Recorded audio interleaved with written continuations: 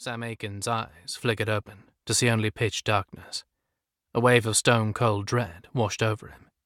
He closed his eyes again, opened them, and then blinked rapidly, hearing the flutter of his long lashes against his cheek as he did so. Hello? I can't, see anything," he said, his voice high-pitched and quivering with alarm. Sam felt disembodied, bewildered and frightened. The frigid air smelled damp and earthy. A familiar sound met his ears. He pondered for a moment, trying to place it. Yes, it was a matchstick being drawn along a striker. Once, twice, and then Sam saw a kindling spark erupt into flame. The matchstick appeared to be several meters away and only gave enough light to make visible the hand that held it. "Ah, Samuel, you're awake at last. This is good, yes?" The voice echoed eerily, coming at him from all sides, and it reverberated as if spoken in a cavernous chamber. A sudden rush of adrenaline filtered into Sam's blood, and his heart cantered with terror. He knew that voice, the lyrical Swedish lilt, and the pronunciation of yesh instead of yes, that was so very individual. It was a voice that always struck fear at the core of him. Sam's eyes frantically searched. He needed another point of reference, but there was nothing, except for the matchlight that hypnotically stole his attention, and its owner, who appeared to be approaching. It was just him, a rapidly burning match, and Eric Madsen. "No!" Sam cried out in panic, and then he opened his eyes again. Sam gasped anxiously, inhaling air now scented with spicy cologne and masculine sleep musk. He'd returned to an awareness of his body, his sweating, trembling, aching body. He felt much too clammy under the goose-down duvet. His right arm was unusually heavy, as was his left leg. Sam tried to move the leg, and felt a flash of pain run up the leg to his spine. Reality came to him in a rush, like he'd had his head under water and just breached the surface. His limbs were injured, held together with pins and plaster casts. Yes.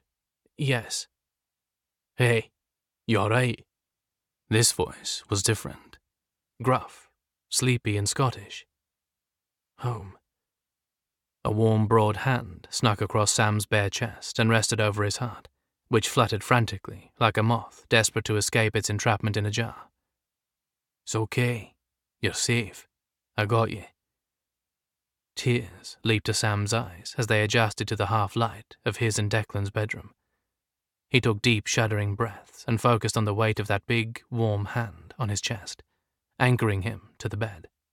This confusing occurrence had become all too familiar. Sam turned his head, and in the muted dawn light leaking from the sides of the drapes, he saw Declan's outline. Declan lay on his side, his face just an inch away from Sam's shoulder, his exhaled warm breath grazing over Sam's skin. Declan's other hand lay under his bearded cheek on the pillow. His eyes remained closed.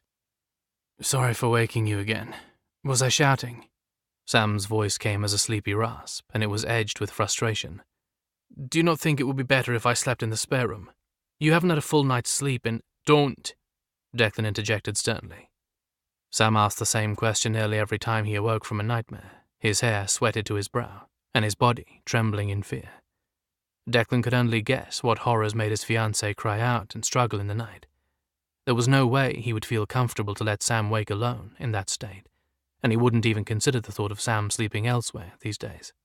So each night, Declan would shut that suggestion down as soon as the words left Sam's lips. Declan smoothed his warm hand down to drape possessively over Sam's left hip. "You can keep asking, but I'm no budging. You're going nowhere, sonny. Comprendo?" Declan said, and then leaned in and brushed his bearded chin over the apex of Sam's shoulder and laid a kiss.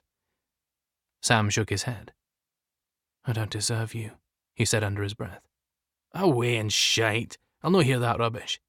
We all get what we deserve in the end," he said sagely. "Do you want some help to get back to sleep?"